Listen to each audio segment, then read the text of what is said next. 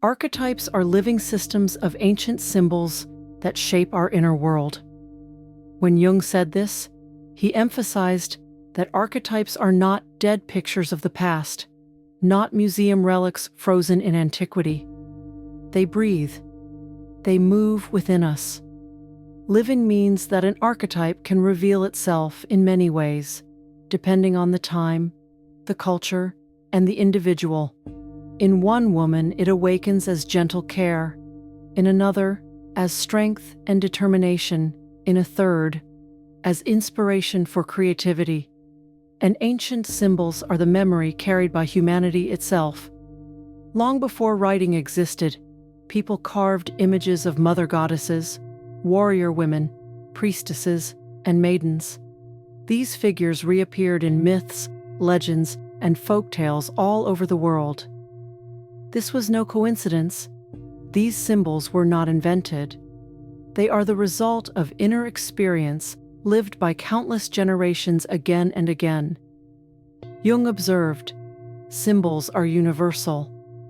The archetype of the mother can be recognized in Aphrodite and in the Virgin Mary, in the Slavic Mokosh and the Egyptian Isis. The archetype of the warrior is seen in the Amazons and the Hindu Kali.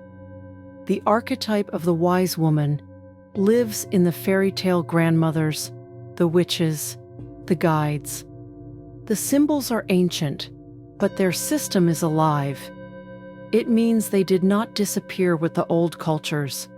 They continue to act within us, even when we are unaware of them.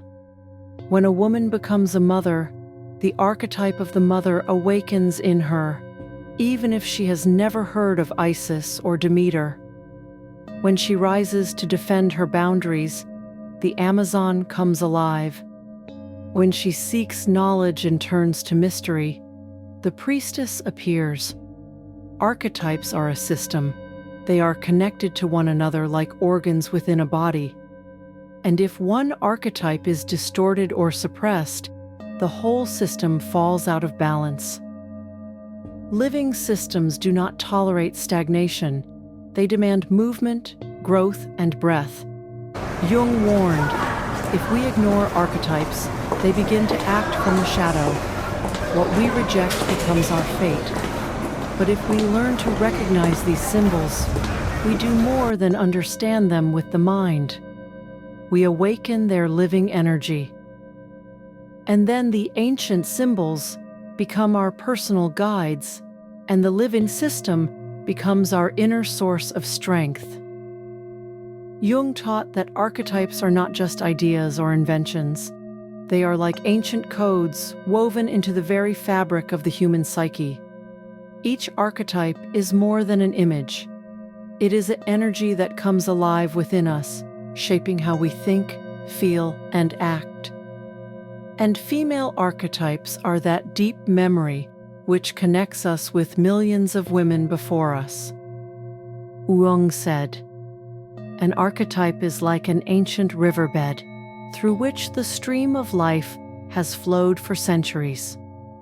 It expresses the experience of millions of years.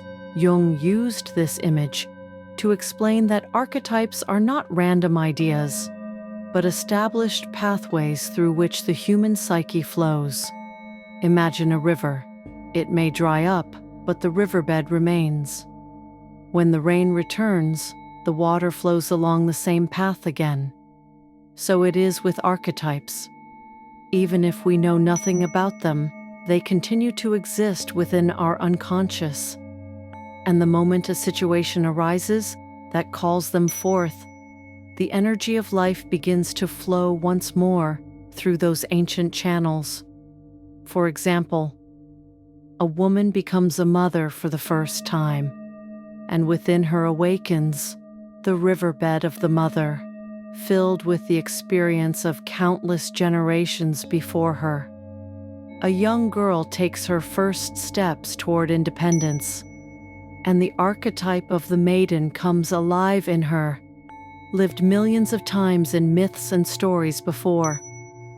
A woman rises to defend herself, and through her soul runs the current of the Amazon, ancient and unchanging. Jung emphasized, archetypes are eternal because they hold the experience of millions of years of human evolution. They are not personal, but collective. We are born already carrying these inner riverbeds through which the energy of the psyche flows. That is why the same symbols repeat across cultures. Even peoples who never knew one another created the same images: the mother goddess, the warrior, the maiden, the wise woman. The riverbeds are the same, though the waters take different forms in different lands. This metaphor tells us two things. First, we are connected to humanity more deeply than we imagine. Our personal experiences are always rooted in these ancient streams. And second, archetypes guide us. When we don't know how to act, we can feel. Somewhere within, there is already an ancient path we can follow. Jung believed that turning to archetypes is like finding your riverbed, no longer wandering across dry ground, but feeling the current that carries you forward. Carl Jung spoke of feminine images in this way. Every man carries within him the eternal image of woman. This is not the sum of personal impressions, but an archetype of all the ancestral experiences of woman, an imprint stored in the unconscious. He called this image the Anima. It is not a particular woman, not the mother, not the beloved, not the wife.